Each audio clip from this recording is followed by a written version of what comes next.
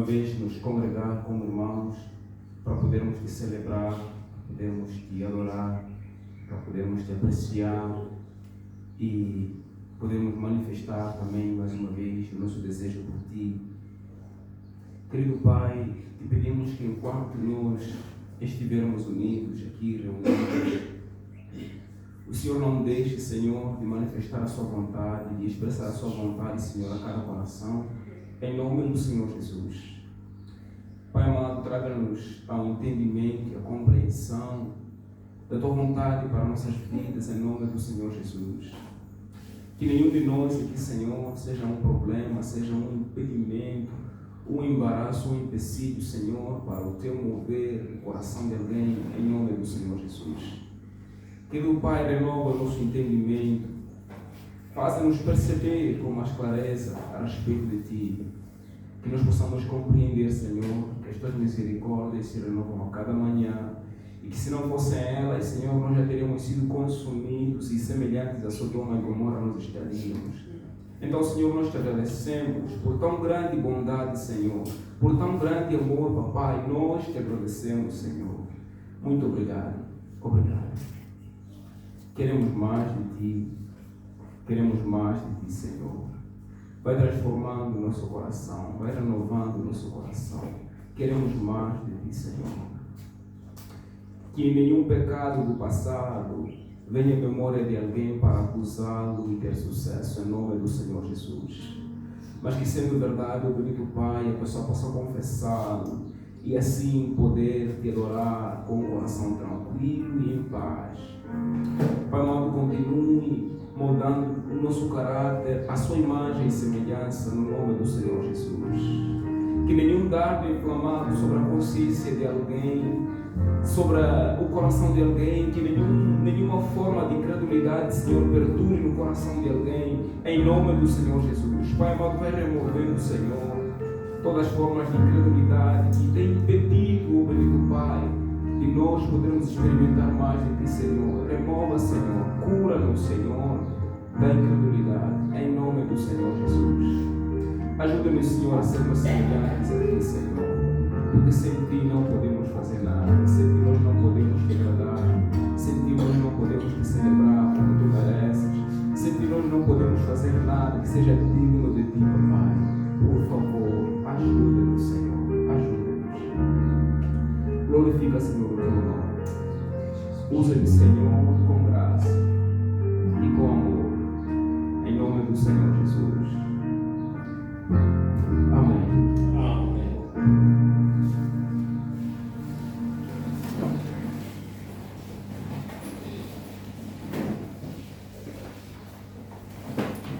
Nós estamos estudando a carta do apóstolo Paulo aos Romanos e hoje nós vamos dar continuidade. Estamos no capítulo 7 agora. Na semana passada nós lemos a partir do verso 1 ao verso 6 e hoje nós vamos tentar terminar. Vamos ter que terminar o capítulo 7 de hoje porque é difícil falar do capítulo 7 pela metade. É difícil explicar apenas alguns versículos do capítulo 7.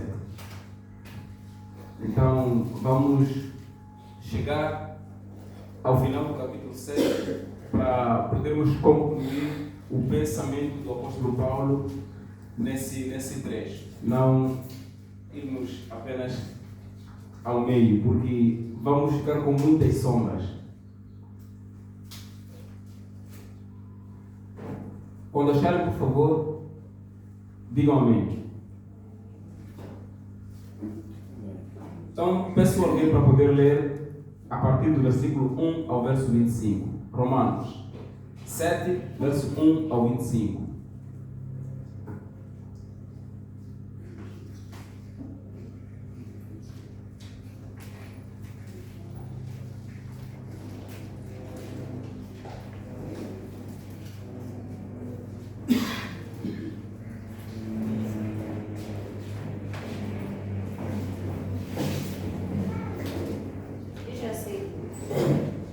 prossegue uma vez.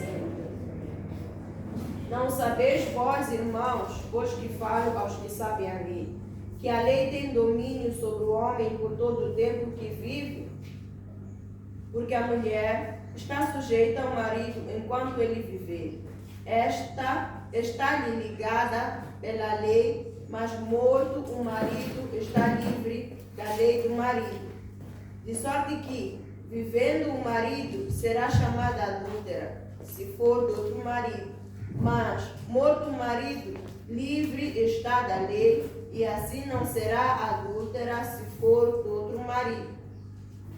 Assim, meus irmãos, também vós estáis mortos para a lei pelo corpo de Cristo, para que sejais doutos daquele que ressuscitou entre os mortos, a fim de que demos fruto para Deus. Porque quando estávamos na carne, as paixões dos pecados que são pela lei operavam em nossos membros para darem fruto para a morte. Mas agora estamos livres da lei, pois morremos para aquilo em que estávamos vendidos, para que sirvamos em novidade de espírito e não na velhice da letra. Que diremos, pois? É a lei pecado? De modo nenhum. Mas eu não conheci o pecado senão pela lei, porque eu não conheceria a concupiscência se a lei não dissesse: não cobiçarás. Mas o pecado, tomando ocasião pelo mandamento, despertou em mim toda a concupiscência, porquanto sem a lei estava morto o pecado. E eu, em algum tempo, vivia sem lei, mas vindo o mandamento, reviveu o pecado e eu morri. E o mandamento que era para a vida, achei eu que me era para a morte. Porque o pecado, tomando ocasião pelo mandamento, me enganou e por ele me matou. Assim, a lei é santa e o mandamento santo, justo e bom. Logo, tornou-se-me o bom em morte? De modo nenhum. Mas o pecado, para que se mostrasse pecado, operou em mim a morte pelo bem, a fim de que pelo mandamento o pecado se fizesse excessivamente maligno. Porque bem sabemos que a lei é espiritual, mas eu sou carnal, vendido sob o pecado. Porque o que faço não o aprovo, pois o que quero, isso não faço. Mas o que aborreço, isso faço. E se faço o que não quero, consinto com a lei que é boa. De maneira que, agora, já não sou eu que faço isto, mas o pecado que habita em mim. Porque eu sei que em mim, isto é, na minha carne, não habita bem algum. E com efeito, o querer está em mim, mas não consigo realizar o bem, porque não faço o bem que quero, mas o mal que não quero, esse faço. Ora, se eu faço o que não quero, já o não faço eu, mas o pecado que habita em mim. Acho então esta lei em mim, que quando quero fazer o bem, o mal está comigo. Porque segundo o homem interior, tenho prazer na lei de Deus. Mas vejo nos meus membros outra lei, que batalha contra a lei do meu entendimento e me prende debaixo da lei do pecado que está nos meus ombros. Miserável homem que eu sou, quem me livrará do corpo desta morte? 25. Dou graças a Deus por Jesus Cristo, nosso Senhor. Assim que eu mesmo, com o entendimento, sirvo a lei de Deus, mas com a carne, a lei do pecado. A palavra do Senhor. Amém.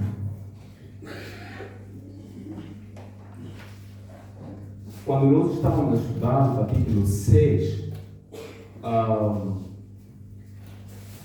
deu ali para entender que nós fomos salvos e somos salvos pela fé em Cristo Jesus, mas nós somos salvos para não pecar. Ou seja, não temos liberdade de pecar, ainda que a salvação não seja pelas obras. No capítulo 7, que nós estamos vendo desde a semana passada, é que nós fomos salvos para um relacionamento com Cristo Jesus, nosso Senhor. Cada um de nós foi salvo exatamente para desenvolver intimidade com o nosso Senhor Jesus Cristo.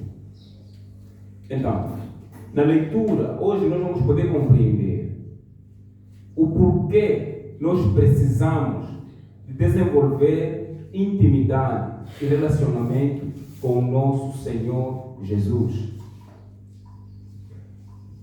A primeira razão é porque a lei não pode nos salvar nem nos tornar santos. A segunda razão é porque o homem está corrompido. Quer dizer, quando a questão de salvação e sermos perfeitos, a lei não tem essa capacidade de nos tornar perfeitos e nem em nós mesmos não há condição nenhuma de nós sermos perfeitos. Então vamos ao texto.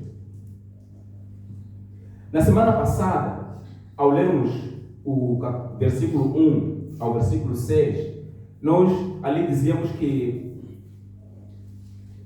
a lei ela é válida apenas para pessoas vivas.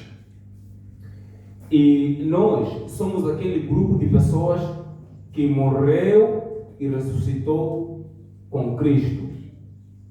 Então, antes de Cristo, reinou a lei.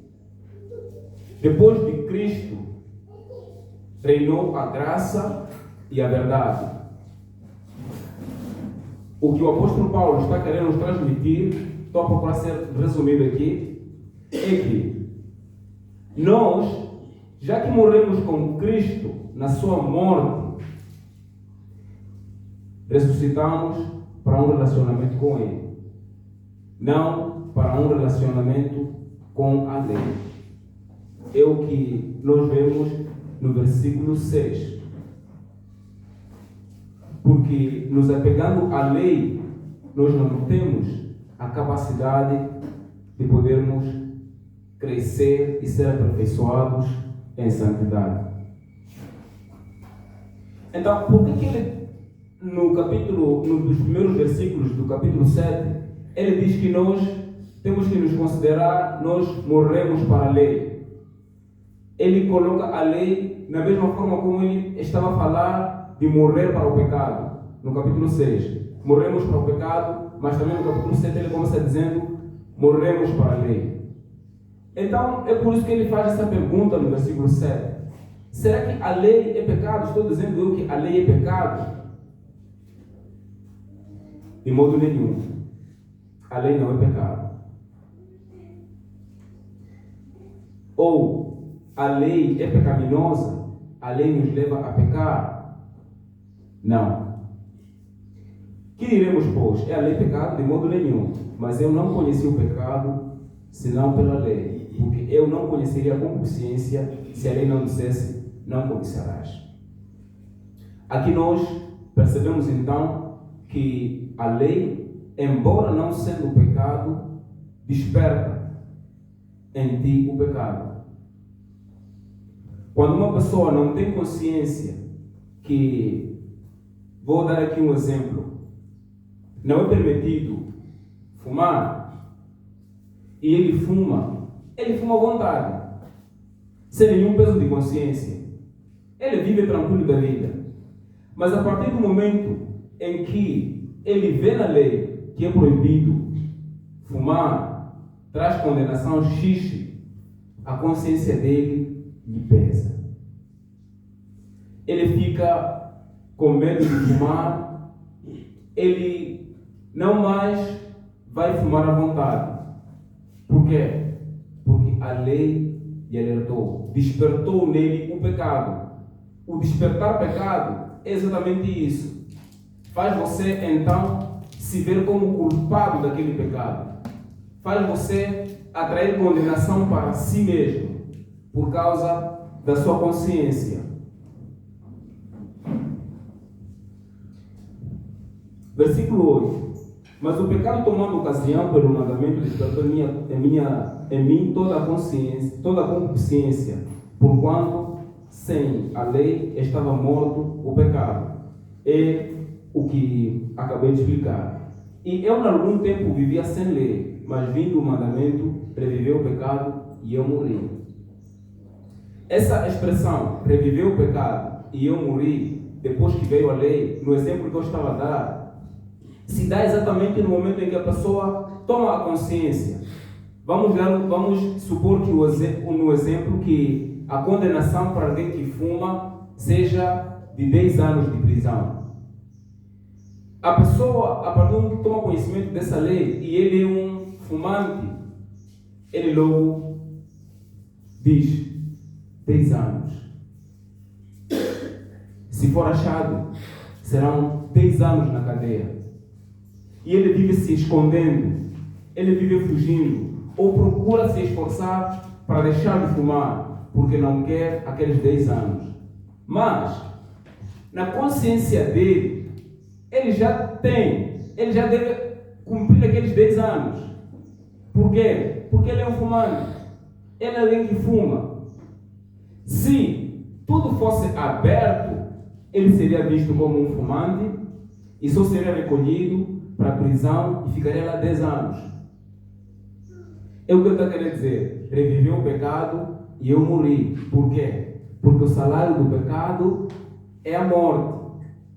Então, a pessoa tendo consciência desse pecado e o salário sendo a morte, esta pessoa sabe que é digna de morte, porque pecou. É isso que ele está querendo dizer. Reviveu o pecado e eu morri. O pecado lhe acusou e ele se viu como digno de morte, merecedor da morte. Não tem como fugir. Estamos aqui a falar de alguém que vê tudo, conhece tudo. Então não tem como se esconder.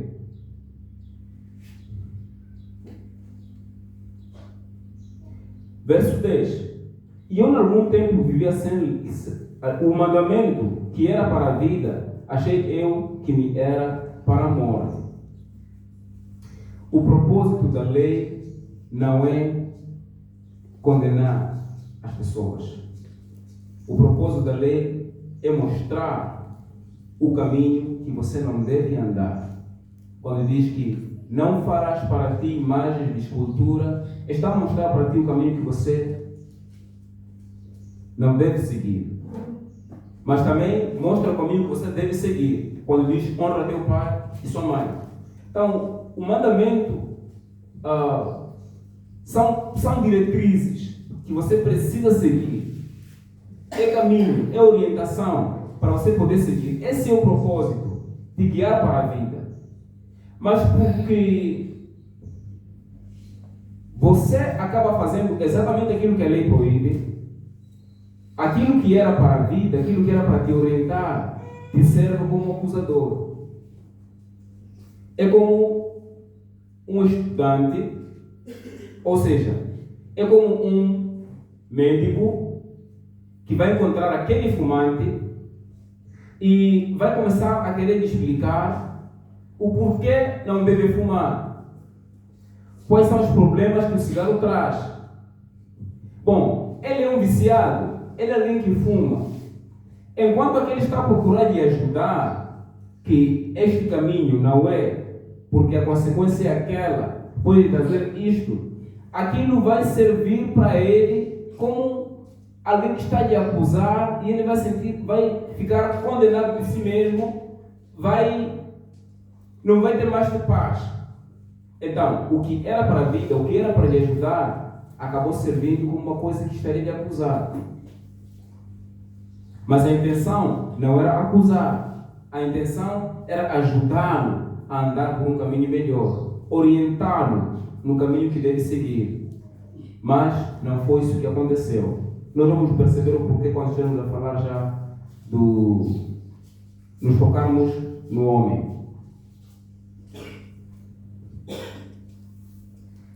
Então, aqui nós percebemos nesse verso que a lei, embora ela quisesse nos orientar para a vida, ela não tem essa capacidade. Porque o que era para a vida acabou trazendo morte.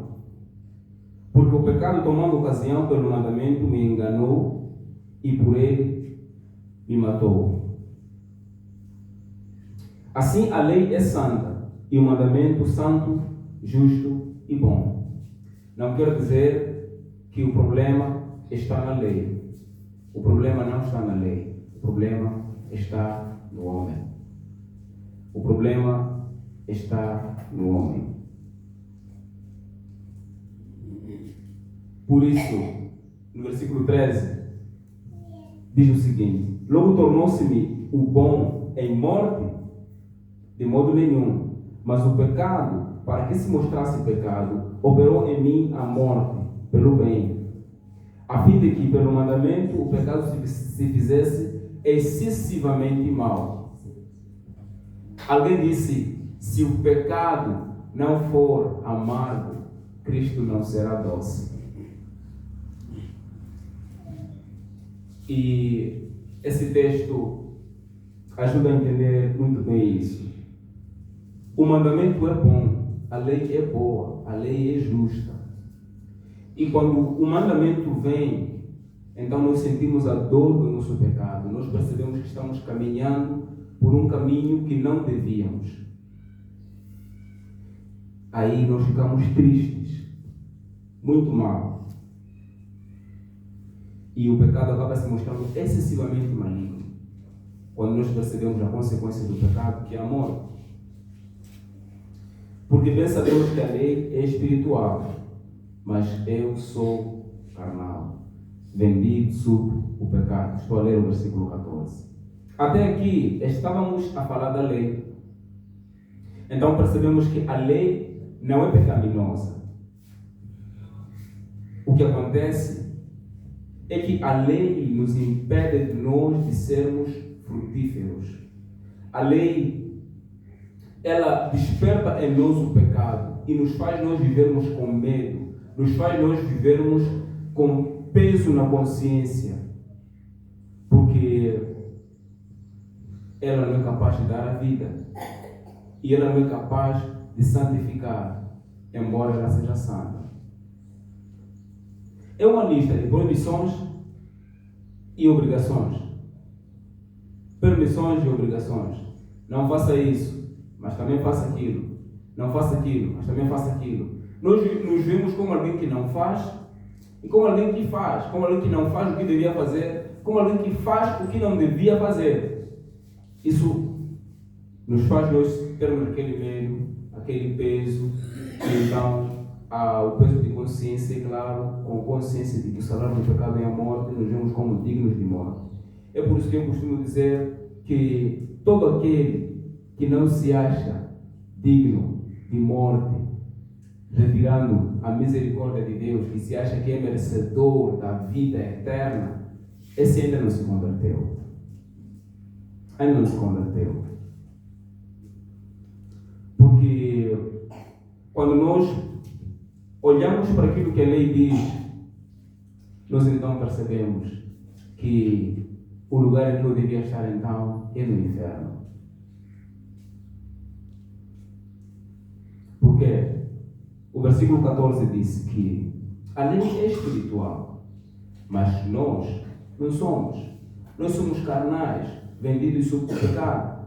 Por isso estava a dizer, nós fomos salvos para um relacionamento com Cristo, primeiro porque a lei é incapaz de salvar, é incapaz de santificar, é incapaz de nos fazer andar e nos tornar perfeitos. A lei é incapaz. Mas o problema está na lei? Não, o problema está no homem. Por quê? Porque a lei é espiritual, a lei é perfeita, mas o homem é carnal e está corrompido. Então o homem não tem nenhuma capacidade de cumprir a lei plenamente, porque ele está corrompido depois da queda. Quando os nossos primeiros pais caíram em pecado,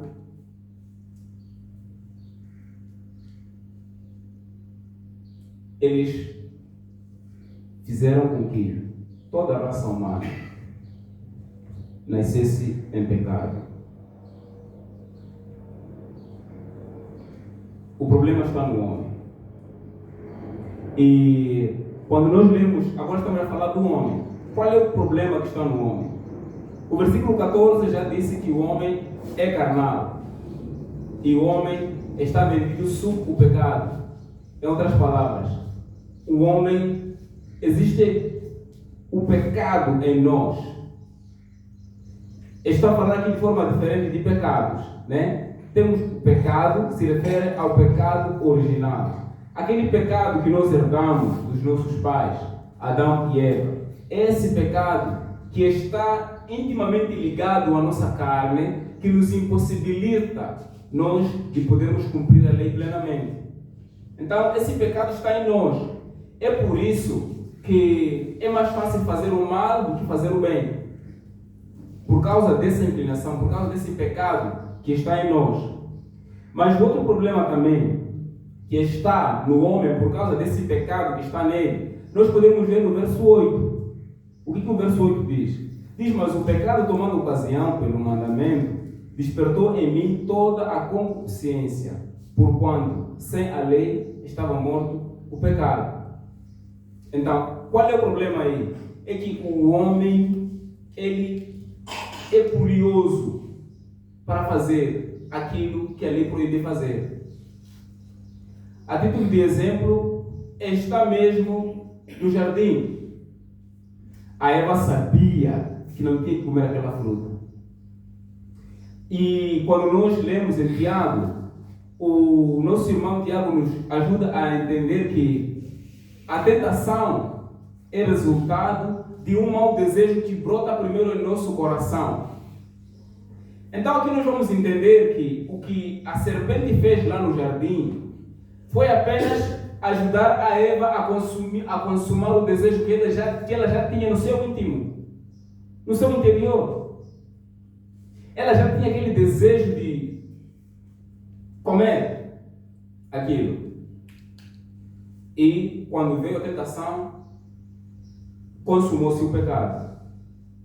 Então o homem tem esse problema de querer fazer aquilo que é proibido. O homem é incapaz de fazer o bem, como nós acabamos de ver, porque ele é carnal, está vendido sob o pecado. E no versículo 15, nós ali percebemos que, vamos ler, porque o que faço não o aprovo, pois o que quero isso não faço, mas o que aborreço, isso eu faço. Apesar de ter conhecimento da lei, ele não consegue obedecer à lei. Por quê? Porque ele é incapaz de cumprir aquilo que a lei diz. Não porque ele acha que a lei está errada. Não. Porque o versículo 16 já mostra que ele consente com a lei, que a lei é boa, mas ele simplesmente não consegue. Eu acho que essa é a experiência de todos nós. Existe alguma coisa que nós já desejamos que não fizéssemos de todo o coração. Nós concordamos que não devemos fazer coisa tal, mas ainda assim, acabar fazendo de novo. De novo. E de novo. Por quê? Por causa desse pecado que habita em ti. Aquele pecado original que impossibilita de você cumprir plenamente o que a lei diz. É por isso que tem muitos irmãos lutando contra um certo pecado e ele sabe dizer que não pode, ele se lamenta. O choro dele é sincero quando chora contra aquele pecado, mas ainda assim volta a praticar de novo. Por causa desse mal. De maneira que agora já não sou eu que faço isto, mas o pecado que habita em mim. Em outras palavras, já está querendo dizer o quê? Que a minha consciência me diz que eu não devo fazer isso. E eu realmente, sendo sincero, eu não quero fazer isso. Estou sendo honesto quando eu digo que eu não quero fazer isso. O meu desejo é não fazer isso, mas eu simplesmente não consigo. Simplesmente não consigo. Porque o problema está no homem, o pecado original. Se tem alguém aqui que tem sofrido isso, tenha certeza que não está sozinho. Isso não serve para confortar e ficar acomodado. Não. Temos graça para podermos viver de forma diferente. Porque eu sei que em mim, isto é, na minha carne, não habita bem algum. E com efeito, o querer está em mim, mas não consigo realizar o bem. Por que o homem não consegue fazer o bem? Por que não consegue cumprir a lei? Porque nele mesmo não há bem nenhum. Não me lembro bem de quem é essa frase, mas também este pregador disse que tudo de ruim que você vê em mim, sou eu mesmo fazendo. Mas tudo de bom que você vê em mim, não sou eu. Não sou eu. Porque em mim mesmo, no homem, não habita bem nenhum. Nem sequer não habita nenhum. O homem não tem nenhuma capacidade de praticar alguma coisa boa, de fazer alguma coisa boa. Não tem bem nenhum. Ele está vendido sob o pecado. Ele é carnal. Ele não consegue fazer aquilo que é bom. Mas existem algumas pessoas que não são cristãos, mas fazem muita coisa boa. Será que não são eles? Não são eles. Não são eles. Pode ter a certeza disso. Mas como assim? Eu sei que não são eles. Eu sei que não são eles. Porque a Bíblia é clara quanto a isso. Mesmo você, antes da sua conversão, se fez alguma coisa boa, não era você. Não era você. Existem algumas pessoas que dizem, bom, depois que o homem pecou, ele não ficou completamente depravado. Ainda sobra alguma coisa boa nele. Mas quando eu leio minha Bíblia, o apóstolo Paulo diz que em mim não habita bem nenhum. Não tem nenhuma capacidade de fazer alguma coisa boa. O homem não tem. O homem não tem. Talvez depois o pastor vai aqui trazer algumas coisas que nos ajudem a entender um pouco mais disso. Porque não faço o bem que quero, mas o mal que não quero, esse eu faço. Como eu estava a dizer, é mais fácil para o homem fazer o mal do que fazer o bem. Isso explica muita coisa. É mais fácil para o homem fazer o mal do que fazer o bem. Por causa daquele pecado. Então, o conhecimento da lei não capacita ninguém a obedecer essa mesma lei. E o homem está completamente corrompido. Não sobrou alguma coisa boa nele. Completamente corrompido. Quando um cartão está corrompido, eu já tive um cartão de memória, quando ele ficou corrompido, entrou lá vírus.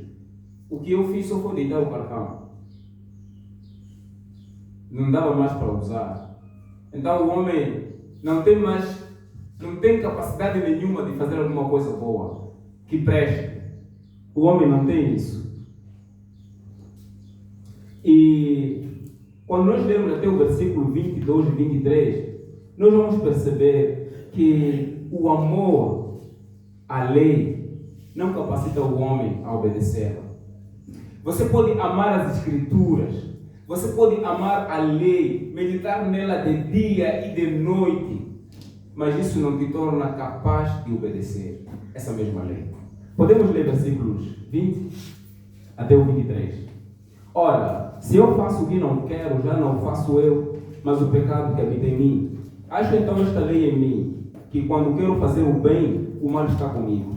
Porque segundo o homem interior, tenho prazer na lei de Deus, mas vejo nos meus membros outra lei que batalha contra a lei do meu entendimento e me prende debaixo da lei do pecado que está nos meus membros. É isso. O amor pela lei, o amor pelas Escrituras, não é a garantia de que você era capaz de obedecê-la.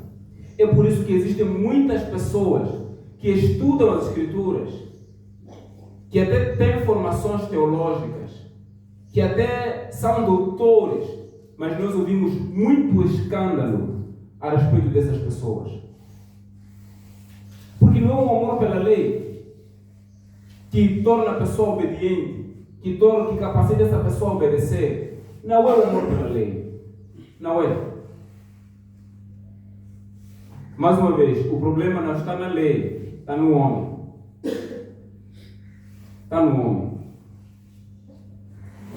E esse problema, o homem não é capaz de se libertar dele. Por si mesmo, por mais que tente fazer que esforço, não vai conseguir se libertar desse problema que torna ele incapaz de obedecer plenamente à lei. Que ele mesmo tendo conhecimento da lei, mesmo amando a lei, mesmo desejando obedecer à lei, mesmo procurando se esforçar para obedecer plenamente à lei, viver conforme a lei, ele se torna incapaz, ele não consegue. Esse pecado que está preso nele, o homem não é capaz de se libertar dele. É por isso que o apóstolo Paulo chora, no versículo 24, e ele diz: miserável homem que eu sou, quem me livrará do corpo desta morte? Quem? Quando nós lemos a biografia do apóstolo Paulo, em Filipenses, nós percebemos que ele era fariseu. Alguém que estudava a lei e procurava cumpri-la a rigor. E ele era zeloso. Cada traço daquilo que a lei dizia, ele conhecia e ele procurava cumprir à risca tudo que dizia. Mas esse homem que diz: miserável homem que eu sou, quem me libertará do corpo desta morte? Era um homem que, em nome de estar a servir a Deus, ele perseguia os cristãos. Era um homem que aprendeu com um dos melhores professores da sua época, o famoso Gamaliel. Mas ele olhou para si e disse: miserável homem que eu sou.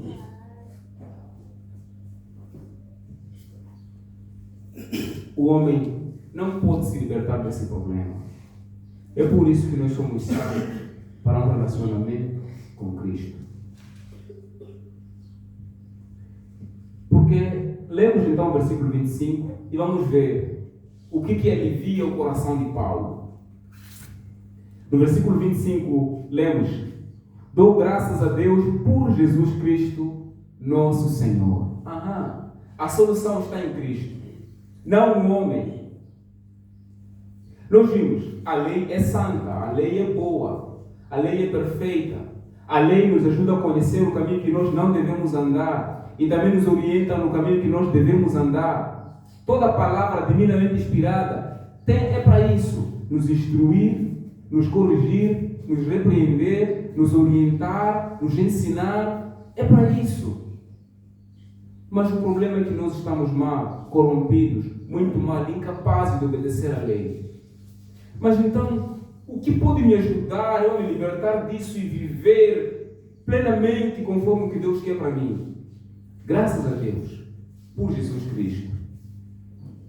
Todo aquele que um dia já chorou por um pecado que não consegue se libertar dele, todo aquele que está lutando contra algumas coisas e não consegue se livrar dessas coisas, todo aquele que mesmo tendo conhecimento, muita bagagem da lei, mas sofre. É bom que dê graças a Deus por Jesus Cristo. Assim que eu mesmo, com o entendimento, sirvo a lei de Deus, mas com a carne, a lei do pecado. Vamos entender aqui duas coisas. Ele diz: com o entendimento, sirvo a lei de Deus. Disse entendimento. Ele entende o que a lei diz. ele entende qual é a vontade de Deus na lei. A vontade de Deus escrita, na qual ele deve seguir. Então, com o entendimento, ele sabe o caminho que deve andar. Mas, com a carne, lembrem, está a dizer, com a carne, ele serve a lei do pecado. Não são duas pessoas aqui, ou não é um homem com dupla personalidade. Não, é o mesmo homem. No seu entendimento, ele serve a Deus. Mas, com a sua carne, serve ao pecado. O que ele está querendo dizer aqui é o que ele já disse anteriormente. É uma forma resumida. Está a dizer, com entendimento, eu sei e eu quero fazer isso. Mas a minha carne não me deixa fazer. Então acabo fazendo aquilo que é mal. Lembrem que antes ele disse, graças a Deus, quando ele chorou, quem me libertará desse homem, deste pecado que habita em mim? Ele disse, graças a Deus por Jesus Cristo. Então vamos voltar ao versículo 6. Ele disse o seguinte, mas agora estamos livres da lei, pois morremos para aquilo em que estávamos retidos. Morremos para aquilo em que estávamos retidos, na lei. Para quê? Para que sirvamos em novidade de espírito, e não na velhice da letra. Lembra o que eu estava a dizer? Com entendimento, sirvo a Deus, com entendimento da lei. Na velhice da letra, ele não consegue obedecer quando ele procura carnalmente obedecer à lei. Mas por Cristo Jesus, é novidade de espírito. Só é novidade de espírito é que nós nos tornamos capazes de viver para Deus. É por isso que nós fomos salvos para um relacionamento com Cristo. Porque querendo usar nosso próprio esforço, nossas formas inteligentes e sábias de querer criar regras, nós não conseguimos obedecer a Deus. Peço para irmos até Colossenses para entendermos um pouco mais a respeito dessa questão de esforços próprios e de regras.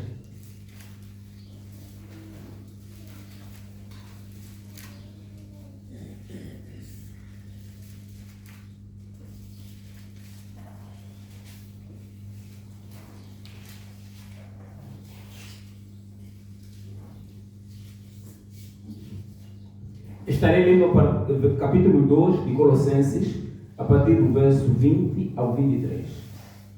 Colossenses 2, verso 20 ao 23.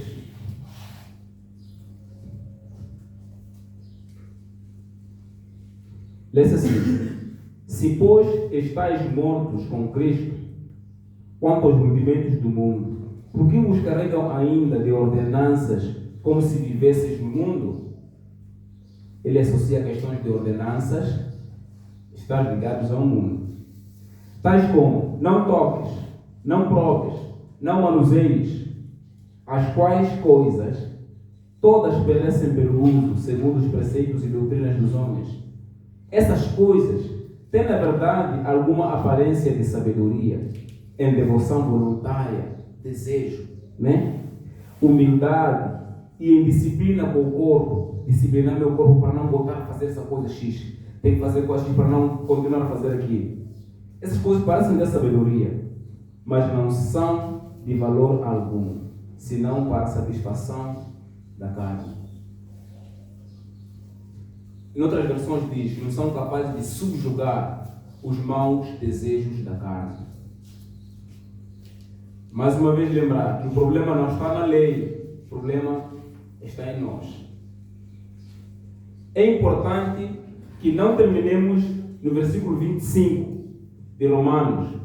É bom que nós irmos até o versículo 1 de Romanos 8. Lê-se assim: portanto,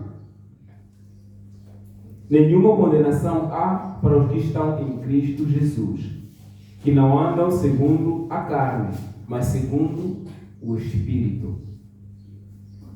Aqui fica claro, tudo. Por meu próprio esforço, na minha carne, não sou capaz, porque a minha carne está corrompida. A lei é boa, a lei é perfeita, mas eu não. Então eu procuro me esforçar por mim mesmo, não consigo. Mas graças a Deus, por Jesus Cristo, que através da morte dele, eu fui justificado. Eu fui declarado justo. Não para continuar a me apegar a não toques, não manuseios, mas para me apegar para viver nessa novidade de espírito. Como? Para que eu não mais viva querendo me apoiar no meu próprio entendimento, como ele disse, com o entendimento sirvo a lei de Deus, mas com a carne o pecado. Não é para nos apoiarmos no nosso próprio entendimento, mas podermos viver segundo o Espírito. Agora, concluímos aqui que a vida cristã é uma vida para relacionamento com Cristo Jesus e comunhão com o Espírito. Porque sem isso, nós não seremos capazes de viver para Deus. É aqui onde entra a oração. É aqui onde entra a meditação. É aqui onde entra a entrega. Porque estudar as Escrituras arrisca e não orar, não pedir ajuda possível para você poder vencer tudo aquilo que você não consegue, é uma vida carnal. Viver segundo o Espírito, nós só podemos quando nós buscarmos desenvolver comunhão e intimidade com Ele. Pastor, por favor. Peço para...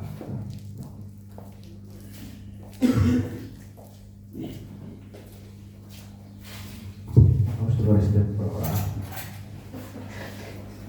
Somos incompetentes em nós mesmos se quisermos servir a Deus mediante a lei.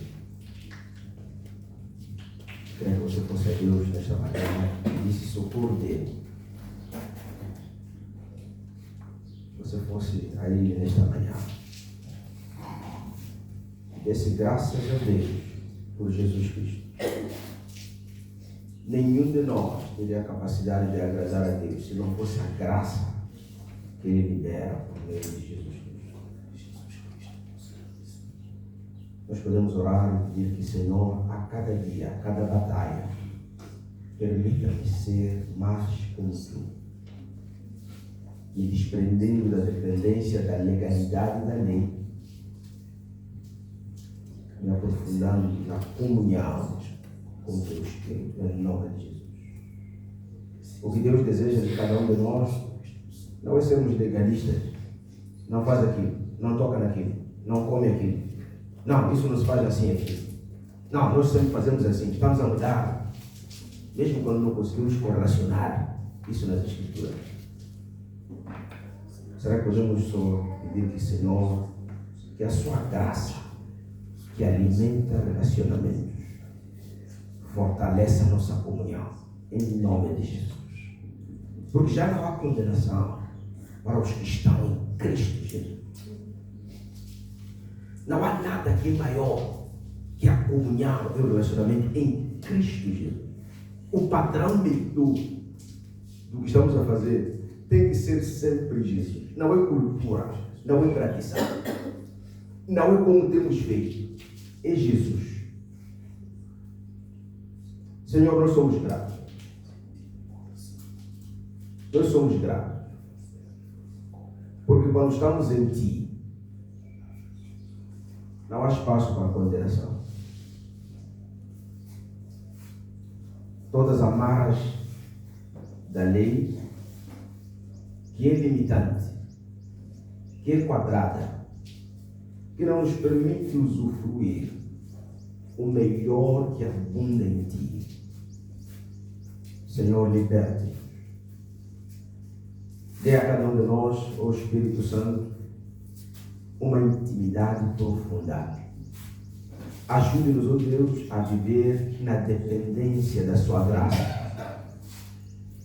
Porque pelo nosso próprio esforço humano, somos incapazes e incompetentes. Não conseguiremos. Nos condenaremos continuamente, toda vez que acharmos que tropeçamos na lei. Porque temos consciência de que ela existe. Mas só nos ajude, Deus, mediante a sua graça, entender que em Ti somos mais que vencedores.